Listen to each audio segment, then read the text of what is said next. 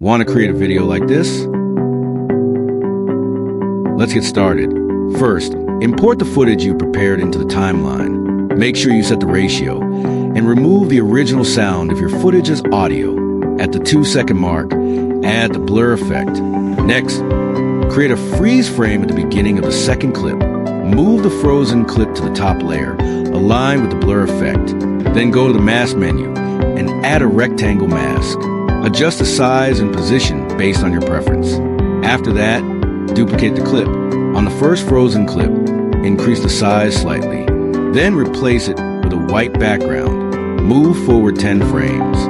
Now duplicate both frozen clips and place them on the top layer. In the mask settings, change the previous negative exposition value into a positive value. Apply the same step to the white clip. Move forward another 10 frames. Duplicate the clips again. This time, change the Y value to negative. Move forward another 10 frames. Duplicate again, then change the X value to negative. Move forward 10 more frames. Then trim all clips and effects. After that, add an animation called Unfold Every Clip. Set the duration to 0.2 seconds. Play the video to see the result. And that's it. Your animation is ready. Simple, right?